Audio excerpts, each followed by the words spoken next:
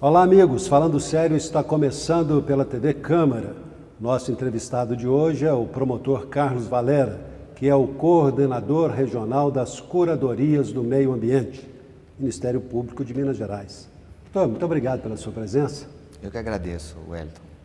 Eu fico me questionando aqui diante de uma recente decisão do TJ, que reconheceu a inconstitucionalidade de um determinado artigo do Código Florestal, o novo Código, que estava alicerçando uma polêmica dos fazendeiros de Uberaba e região contra a sua coordenadoria. Se sente de alma lavada com a decisão do TJ ou encara isso simplesmente como uma questão profissional, mais um caso? Exatamente, Wellington. Nós, do Ministério Público, respeitamos todas as posições e respeitamos grandemente o agronegócio. É evidente que essa decisão traz, para mim especificamente, o fruto de um trabalho reconhecido, que desde um primeiro momento nós alertávamos os deputados, os senadores e o próprio agronegócio que não deveria se mexer na lei florestal para diminuir a proteção das nossas áreas protegidas. Porque nós entendemos que o meio ambiente é um direito fundamental. Se ele é um direito fundamental, ele só pode ser ampliado e jamais reduzido. Nós tratamos isso tecnicamente no direito como cláusula pétrea. E paralela a essa discussão, nós temos um princípio que é reconhecido pela doutrina e pela jurisprudência brasileira, que é o princípio da vedação do retrocesso socioambiental. Que a decisão do Tribunal de Justiça de Minas Gerais reconheceu as nossas teses, ou seja, entendeu que aquelas propriedades rurais que estavam abaixo de 4 módulos rurais, aqui na região de Uberaba, 96 hectares, são obrigadas a recompor as suas áreas de reserva legal. Também a recompor as suas áreas de reserva legal, porque havia uma disposição anistiando essas propriedades desde que os desmates tenham sido anteriores a 22 de julho de 2008. Embora a decisão não seja especificamente para Uberaba, esses 4 módulos me parece que representam a maioria das nossas propriedades rurais. Exatamente. Minas Gerais tem aproximadamente 550 mil propriedades rurais. Abaixo de 4 módulos, nós temos aproximadamente 88% do estado. Então, ou seja, se prevalecesse essa disposição legislativa, a reserva legal no estado de Minas Gerais e em outros estados da federação praticamente iria deixar de existir. É uma reserva que já não existe. Exatamente. Porque nesse caso é a reposição da reserva. São duas situações. Em alguns casos, obviamente, a reserva existe. Em outros casos, a lei dava uma anistia para quem tivesse feito o desmatamento dessas áreas antes de 22 de julho de 2008. E existem muitas situações em Uberaba como essas? Não, sem dúvida. Porque existem N TACs assinados com o Ministério Sem dúvida. Público. Nós temos, assim, tramitando no Judiciário aproximadamente 1000 ações. 1000? 1000 ações.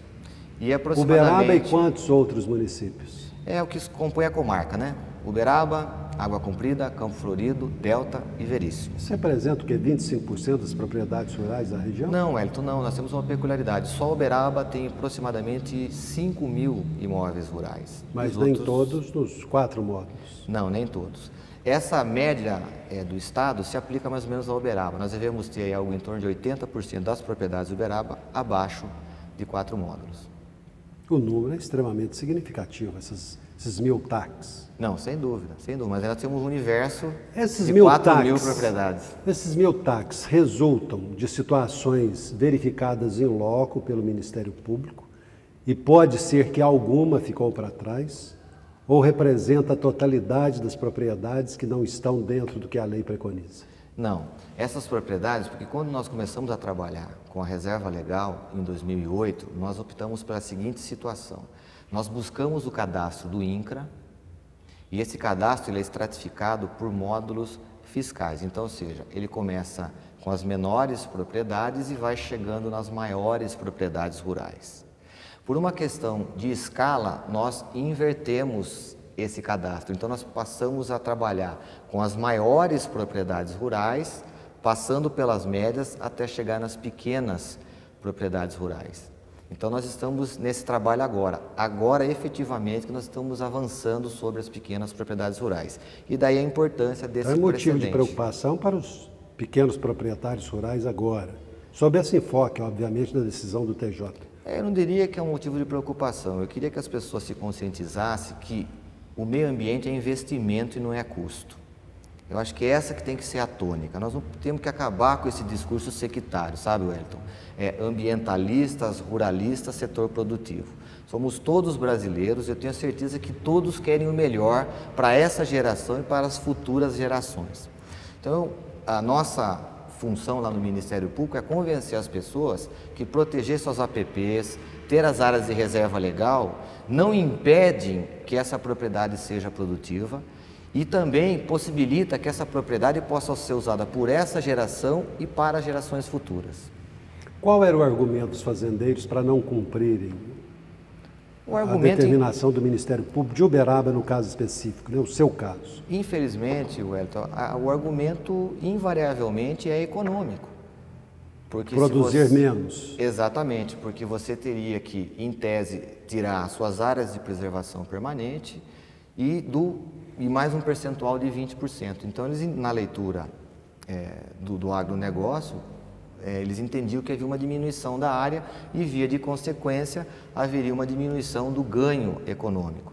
O que não corresponde a uma verdade absoluta, porque nós sabemos que essas áreas protegidas, tanto a reserva legal quanto as áreas de preservação permanente, notadamente as áreas de preservação permanente, é que asseguram sustentabilidade para essa propriedade rural, porque não há nenhum processo produtivo que não envolva o recurso hídrico. Tudo que se faz, há necessidade de água, e a água, obviamente, é protegida por essas áreas. Há cerca de 4 anos, o senhor começou a celebrar esses TACs com os proprietários rurais. O prazo deles não está vencido, não? Sim, em alguns casos, esse prazo está vencido. Quais são as consequências? Bom, nós temos várias situações. Em alguns casos, nós assinamos termos aditivos porque o proprietário rural aceitou a nossa visão de que a lei era inconstitucional e está cumprindo o que foi acordado anteriormente. Então, que é a reposição da reserva. Exatamente. Em outros casos, a pessoa não conseguiu cumprir por circunstâncias alheias à vontade. Teve um problema de saúde, o órgão ambiental entrou em greve, contratou um profissional que não apresentou o serviço. Então, cada caso nós analisamos particularmente. E agora, é claro, aqueles casos onde não se fez nada, não se comprovou que o atraso decorre de caso fortuito, força maior ou de culpa de terceiros. Esses casos são encaminhados para o Poder Judiciário, porque nós promovemos a execução dos TACs. Os TACs são executados e aí é uma discussão judicial instalada. Existem valores pré-definidos nesses TACs? Existem. Esses TACs traziam, os mais antigos, uma multa diária de R$1.000 e os mais novos, uma multa diária de R$500. Tem gente, então, que está devendo a propriedade. Tem algumas situações que o valor se tornou exorbitante. Agora, o que eu tenho dito e repetido, é ótimo esse espaço para poder falar para toda a população. A função do Ministério Público não é cobrar multa de ninguém. A função do Ministério Público é assegurar a qualidade ambiental. Então, é evidente que numa situação de acordo, numa situação de composição, desde que a pessoa aceite cumprir a regra, ou seja, repor a reserva legal e regularizar a sua propriedade, nós ofertamos uma redução no valor da multa cominatória. Não o perdão. O perdão, por inteiro. O perdão, eu tenho dito o seguinte para as pessoas, e de forma bem coloquial aqui no seu programa, Wellington. Se eu deixar de pagar uma conta a tempo e modo, vai incidir a multa, qualquer que seja a razão, incidirá a multa. Então, nós estamos na mesma perspectiva. A obrigação não foi cumprida a tempo e modo, é evidente que tem que haver uma multa. Só que essa multa, ela é adequada dentro da realidade socioeconômica de cada produtor rural. Nós vamos a um rápido intervalo e voltaremos em instantes.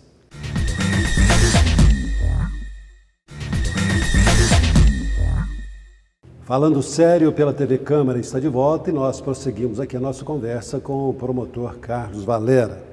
Doutor, nessa execução dos TACs, se o fazendeiro quiser evitar que vá para a justiça realmente, ainda dá tempo de procurar o Ministério Público e firmar um acordo? Com certeza, Wellington. Aliás, é um trabalho que a gente vem desenvolvendo e eu sempre ocupo esses espaços para dizer isso. O Ministério Público sempre esteve e estará à disposição dos produtores rurais. Se a pessoa se convencer que os nossos argumentos são os melhores, né, que realmente a mudança que foi operada ofende a Constituição e prejudica o meio ambiente, basta nos procurar. Nós temos feito vários acordos nesse sentido. E nessa perspectiva, cumprida a obrigação ambiental, a multa sofre um fator de redução.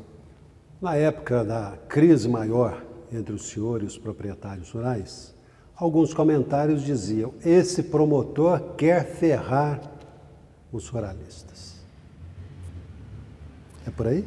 Não, não é. E isso é lamentável, né? Isso, felizmente, proveio de uma parcela muito pequena dos produtores rurais. Eu posso asseverar aqui, Wellington, tenho vários amigos que são produtores rurais e que convivem e sabem. Só que uma pequena maioria que aposta no quanto pior, melhor, desenvolve esse tipo de argumento. Volto a insistir, nós não devemos fazer isso, mas eu vou fazer.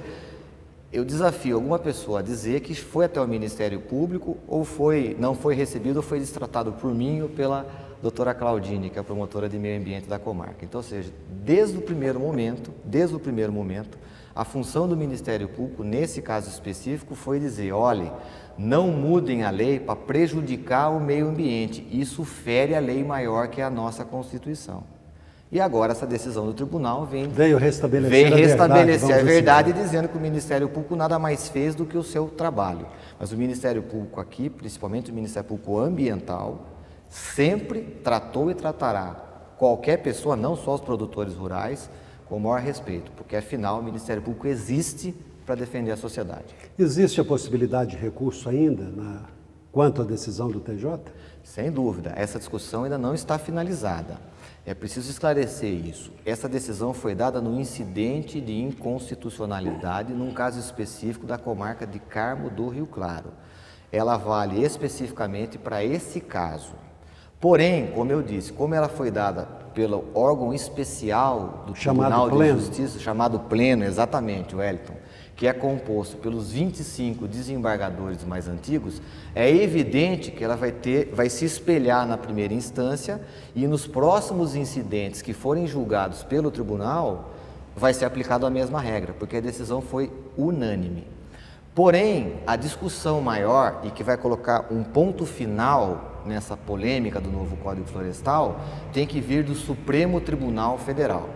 Tramitam no Supremo Tribunal Federal 4 ações diretas de inconstitucionalidade, 3 patrocinadas pelo Ministério Público Federal, na pessoa do Procurador-Geral da República, e uma patrocinada pelo PSOL. Essa demora da manifestação do STF não prejudica a base nessa discussão entre Ministério Público, fazendeiros, ambientalistas e tudo mais? Não, sem dúvida, né? Não queremos fazer nenhuma crítica aqui ao Supremo, porque nós sabemos as dificuldades do trabalho e das questões que são julgadas pelo Supremo, mas não há dúvida. Algumas muito complexas, né? Sem dúvida, e que mexem com toda a população brasileira, que vai ser o caso desse julgamento, né? O julgamento do novo Código Florestal vai impactar todo o agronegócio brasileiro. Então, sem dúvida, a demora traz esse prejuízo e traz essa discussão que fica pulverizada na primeira instância, Wellington, e traz insegurança jurídica. Por quê? Porque o juiz do estado tal entende de uma forma, o juiz do estado Y entende de outra forma.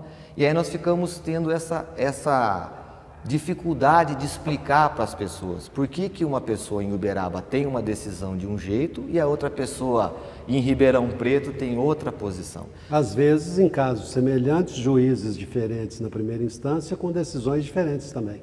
Sem dúvida. Aqui Uberaba é um espelho muito interessante, parece um laboratório muito interessante. Nós temos 5 juízes, cada um com uma posição, tendo uma visão do Código Florestal. Então, o que nós esperamos, e eu espero que as lideranças trabalhem para isso, em especial agora, depois desse precedente do Tribunal de Justiça de Minas Gerais, que trabalhem junto ao Supremo Tribunal Federal para que esse julgamento possa ser abreviado e ser proferido o quanto antes. E aí sim, com a decisão do Supremo, a polêmica é eliminada e nós possamos talvez restabelecer o caminho do diálogo e da celebração dos TACs. Mas de qualquer forma, com a decisão do TJ, o senhor toca para frente os TACs celebrados aqui. Exatamente. Enquanto o Supremo não se posicionar, o Ministério Público, em especial que o Ministério Público de Uberaba, vai continuar defendendo a sua tese, que é a discussão, em cada caso concreto, da inconstitucionalidade do novo Código. Não especificamente nessa discussão sobre o Código Florestal, mas recentemente o ministro Fux, do STF, disse que os juízes devem julgar também levando em consideração a manifestação popular. Como o senhor, integrante do Ministério Público, recebe esse comentário? A voz do povo deve prevalecer na decisão do juiz? Ou deve-se examinar a coisa do ponto de vista técnico exclusivamente? Bom, eu acho que as duas situações são importantes. Tem que se ouvir o povo, e aí nessa questão do código eu estou muito tranquilo, porque 79% da população, segundo pesquisa Datafolha, era contra a mudança do código, 79%, Wellington.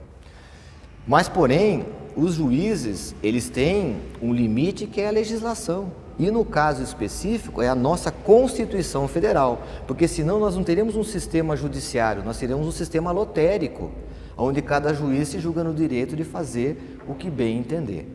Então, eu acho que a fala do ministro Fux é no sentido de que o juiz não pode ser um autômato, não pode ser um robô, ele tem que ter a sensibilidade de entender o que o povo, para quem ele presta a jurisdição, pensa. Mas isso não quer dizer que ele vá fazer o que o povo quer, porque ele tem um anteparo que é a lei e a nossa Constituição. Até porque se ele decidir ao arrepio da legislação, isso cai um pouquinho na frente. Sem dúvida. E o Ministério Público leva em consideração a voz das ruas?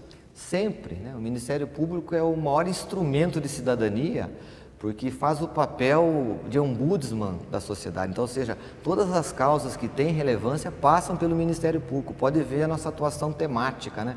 Nós atuamos nas causas que são essenciais à cidadania: saúde, infância e juventude, meio ambiente, consumidor, patrimônio público e por aí afora. Então, é evidente que nós ouvimos, mas também, a exemplo do que acontece com os juízes, como acontece com o Poder Judiciário, o Ministério Público tem o anteparo da lei. O promotor não pode sair por aí fazendo o que ele quer, né? O promotor tem que fazer o que a Constituição da República estabelece e que o regramento infraconstitucional determina.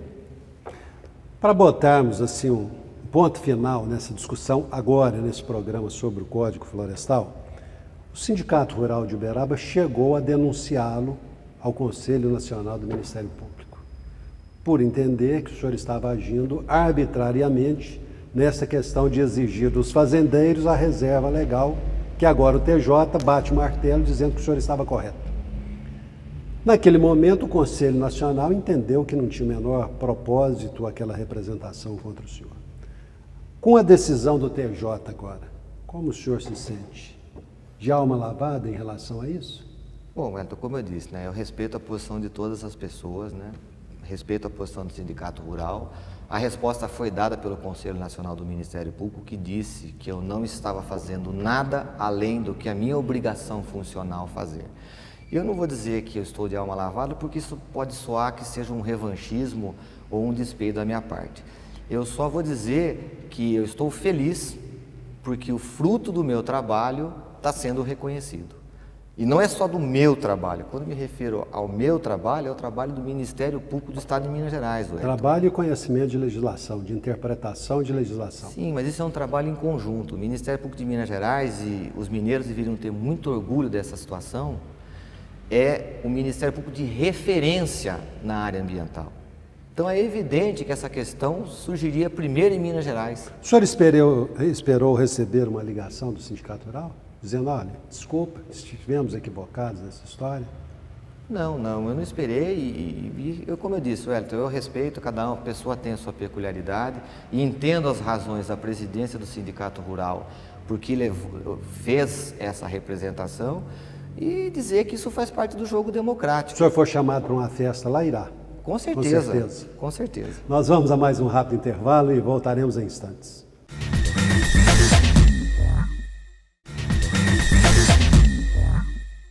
Falando sério, está de volta. Vamos agora para o último bloco dessa nossa conversa com o promotor Carlos Valera. Doutor Valera, parece que um dos grandes pequenos problemas da comunidade de Uberaba se chama poluição sonora. Em relação ao Ministério Público, como deve agir o cidadão que se sente incomodado por um bar instalado perto da casa dele que rotineiramente promove poluição sonora com música alta e tudo mais, e em relação às festas de repúblicas? Bom, vamos lá, então. Primeiro, por dever de justiça, eu tenho que registrar aqui que você, na condição de secretário, tem trabalhado imensamente para que essa situação seja amenizada e contornada. As pessoas precisam entender bem essa questão de poluição sonora. Nós temos duas situações muito claras na legislação. Primeira situação, eu vou lá, faço a perícia sonora, que é feita através do aparelho chamado decibelímetro, e ele me dá os decibéis daquele nível de ruído. Muito bem. Se ele estiver acima do limite posto pela legislação, no caso aqui de Uberaba, nós temos uma legislação específica, né? Zonas estritamente residenciais em torno de 45 decibéis, zonas mistas em torno de 60 decibéis e distritos industriais em torno de 70 decibéis. Muito bem, fez a perícia, está acima do limite, é uma questão ambiental. Eu tenho poluição sonora no aspecto ambiental. Se a perícia não comprovar que está acima do limite posto, eu não tenho mais um problema de ordem ambiental, mas o cidadão não está desprotegido. Eu passo a ter um problema de direito de vizinhança.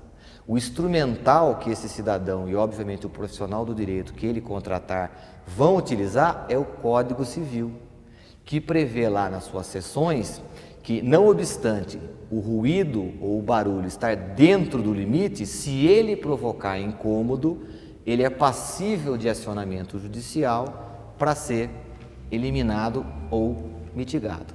Então, nós estamos trabalhando nessa perspectiva. Toda vez que chega uma denúncia ao Ministério Público, nós fazemos a perícia.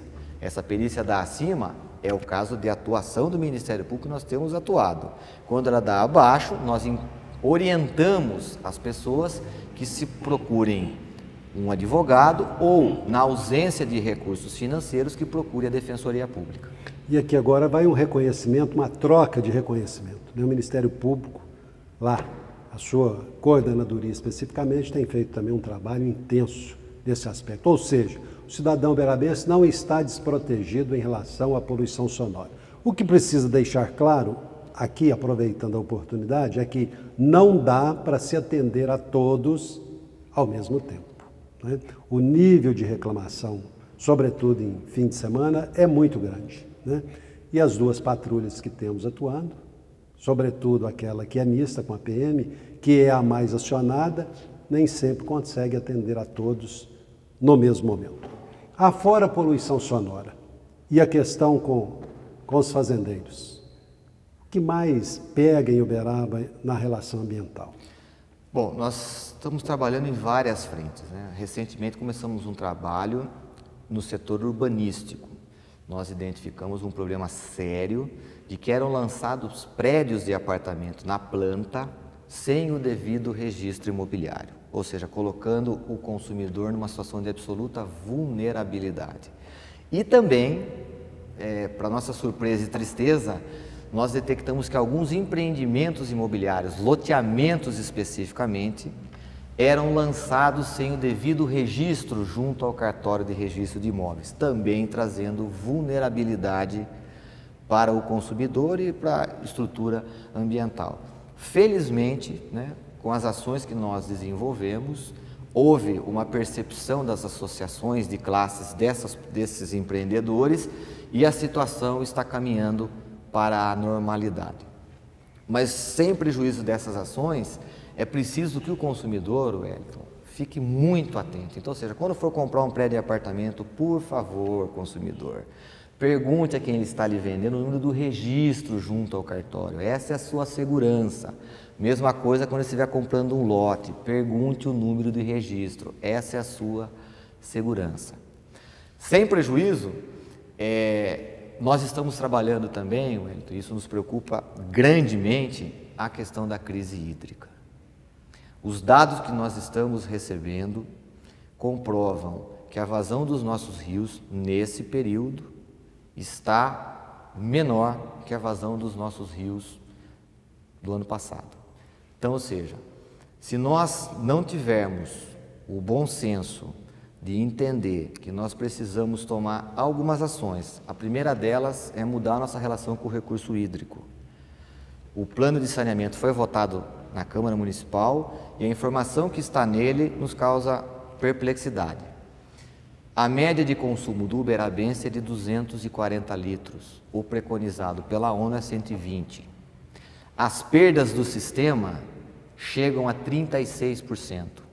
Então, emergencialmente, nós temos que trabalhar isso, ou seja, a população se conscientizar, gastar menos água, o CODAL, criar um plano e está fazendo isso, temos que registrar aqui o esforço do CODAL em tentar solucionar os problemas de redução de perda. A médio prazo, nós temos que recuperar as nossas áreas de preservação permanente, nós temos que recuperar as nossas áreas de recarga hídrica, nós temos que cuidar da nossa APA, Wellington, nós temos que tratar a nossa APA como o nosso tesouro, porque é de lá que vem a água que vai abastecer e garantir o abastecimento de Uberaba para os próximos anos. E, fora todo esse esforço, nós também temos que trabalhar com obras de engenharia para que nós possamos fazer reservação do recurso hídrico, ou seja, estudar grandemente as nossas bacias e ver onde é possível se fazer os barramentos para segurar a água, obviamente respeitado todas as diretrizes ambientais. O senhor tem alguma informação precisa sobre desperdício de água em Uberaba? Bom, é o que eu disse. Esse número de 240 para 120 é um indício, mas eu digo assim, de caso específico. Lavar carro, lavar calçada, com a água jorrando o tempo todo, que penalidade pode resultar para o cidadão? Pois é, esse é um problema que é crônico, porque nós criamos a cultura, e principalmente no Brasil, que é um país maravilhoso, abençoado por Deus e bonito por natureza, de que aqui nada se acaba, de que aqui tudo é infinito, mas infelizmente não é, nós sabemos disso. Então o que nós precisamos é trabalhar a população para que ela entenda que todos os recursos ambientais, eu estou me referindo a todos, os recursos ambientais são finitos. E a população tem que mudar essa relação com o recurso hídrico. E isso nós fazemos com esses programas, com o trabalho que o CODAL desenvolve, que a Prefeitura Municipal desenvolve, que as escolas desenvolvem, enfim, todos, A questão ambiental, eu sempre digo, basta que as pessoas leiam o artigo 225 no seu caput, na sua cabeça. A responsabilidade não é do Ministério Público isoladamente, não é do município isoladamente, não é do CODAL isoladamente, é do conjunto das pessoas que integram a sociedade brasileira e a sociedade mundial, porque o problema é holístico, ele não se repercute só no Brasil, ele repercute em todos os demais países que compõem o planeta Terra. Então, é esse o foco. E, paralelo a isso, trabalhar essas questões que eu disse, de perda de desperdício e de obras de engenharia e de recuperação ambiental. Havendo consciência, o Ministério Público terá menos trabalho. Com certeza. Muito obrigado pela sua presença e parabéns pelo trabalho desenvolvido. Muito obrigado. Não só em Uberaba, mas nos nossos municípios vizinhos. Registrar que o trabalho não é obra exclusiva minha, é um trabalho em conjunto, nós temos uma excelente equipe e integramos uma instituição séria e ética que nos dá a possibilidade de fazer esse trabalho. A todos vocês, muito obrigado pela audiência. Voltaremos na próxima sexta-feira, se Deus assim o permitir. Até lá.